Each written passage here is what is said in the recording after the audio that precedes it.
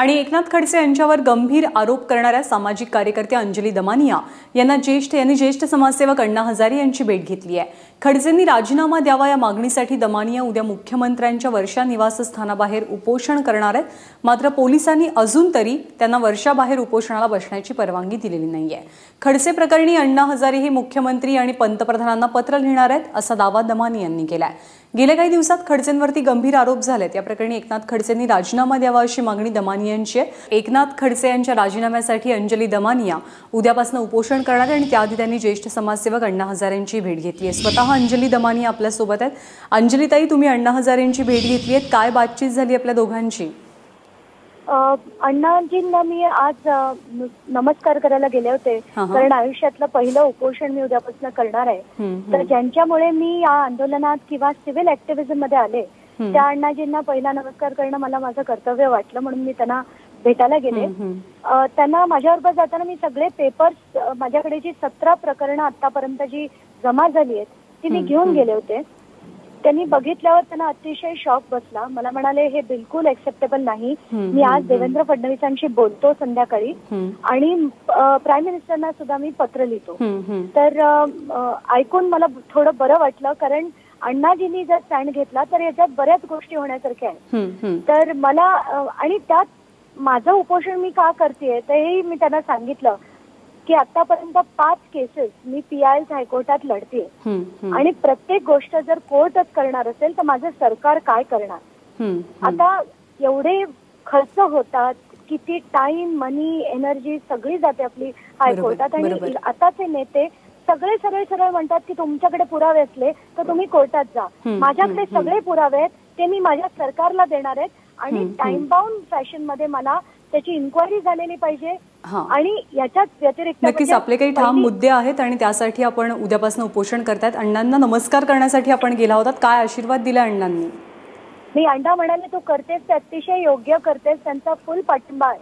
आणि मला ह्याचा खरंच खूप बरं वाटलं की ते आज स्वतः सुद्धा फडणवीसांची याच्याबद्दल बोलणार। अच्छा अंजली ताई, आपल्याला वर्षाच्या समोर बसायला परवानगी नाकारण्यात आली आहे खरं तर, मग आपण आपलं उपोषण उद्या कुठे बसून करणार आहात? कसं झालं, आज मी आधी ठरवलं होतं की वर्षा बंगल्याच्या समोर मी एकटी बसून उपोषण करेन। तर त्यानंतर मला पोलिसांची आज नोटीस आली सकाळी। त्यांचं असं म्हणणं होतं की तिथे कायद्याने परवानगी नाही। मी त्यांना म्हटलं की मला आझाद मैदानात बिलकुल बसायची इच्छा नाहीये, कारण गेले कित्येक वर्ष आपण बघतो लोक बिचारी कुठून येतात, तिथे आंदोलनं उपोषणं करतात, पण त्यांना कोणाला आज सगळ्यात न्याय मिळालेला मी बघितलेला नाही। त्याच्यावर पोलीस मला म्हणतात, तुमची CMशी भेट घडवून देऊ का? मी म्हटलं, मला बिलकुल कोणाला भेटायची इच्छा नाहीये। माझी फक्त मागणी आहे की 10च्या 10 मिनिस्ट्री मधनं एकनाथ खडसेंना काढून टाकण्यात यावं। त्यांना पण मग आपलं उपोषण स्थळ काय असणार आहे अंजली ताई? स्थळ आता ते मला 2 तासात कळवतो म्हणून सांगितलं होतं। आतापर्यंत त्यांनी मला जवळजवळ 4-4.5 तास झाले अजून कळवलेलं नाही। तर मी आझाद मैदानात बसणार नाही, मला दुसरं कुठलंही स्थळ दिलेलं चालेल, पण मी आझाद मैदानावर मात्र नक्कीच बसणार नाही। जर तुम्हाला मुख्यमंत्र्यांचं घर नाही तर मुख्यमंत्र्यांच्या घरापासून थोडं 500 मीटर लांब जरी त्यांनी मला दिलं तरी मला आनंद आहे। पण मला असं वाटतं की तिथून येता जाता त्यांनी बघावं आणि लोकांना किती त्रास होतोय हे त्यांच्यापर्यंत पोहोचावं। नक्कीच अंजली ताई, असे कोणते ठोस मुद्दे तुम्ही ठरवलेले आहेत की त्या मुद्द्यांची, त्या मागण्यांची पूर्तता झाल्यावरतीच आपण आपलं आंदोलन उपोषण मागे घेणार आहात? नाही, मला एकनाथ खडसेंचा राजीनामा बिलकुल नकोय। एकनाथ खडसेंचा राजीनामा हे त्यातला पहिला टप्पा आहे फक्त, कारण त्याच्यात मला त्यांची पूर्ण इन्क्वायरी झालेली पाहिजे आणि ती पण येत्या 6 महिन्याच्या आत ती पूर्ण झाली पाहिजे। त्याच्यावर फास्ट ट्रॅक कोर्ट लावून त्याचा जो शहनिशा व्हायचा तो झाला पाहिजे, कारण आतापर्यंत आपण नेहमी बघतो की असे इन्क्वायरी येतात, त्याचे रिपोर्ट्स येतात, ते बाजूला टाकले जातात आणि सगळे मजेत राहतात। आता यापुढे हे चालून देणार नाही।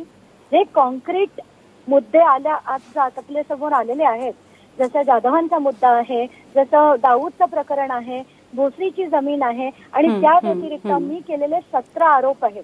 तर हे आरोप नाहीये, त्याचे धडधडीत पुरावे आहेत आणि जर आम्ही चुकीची मांडणी करत असू तर आम्हाला जेलमध्ये घाला, नाहीतर जर ते चुकीचे असतील तर त्यांना जेलमध्ये घाला, हीच मागणी आहे माझी। अंजली ताई, शेवटचा छोटासा प्रश्न की अण्णांनी काही आश्वासन वगैरे दिले की अण्णांचा पाठिंबा आहे, अण्णा येणार आहेत उपोषण स्थळी, तुमची भेट घेणार आहेत, काय म्हणाले अण्णा?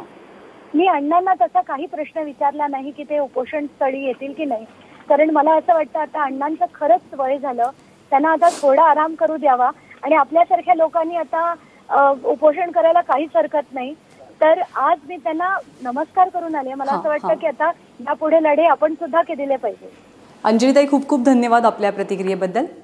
तर अंजली दमानिया उद्यापासून आपल्या उपोषणावरती ठाम आहेत एकनाथ खडसेंच्या विरोधात.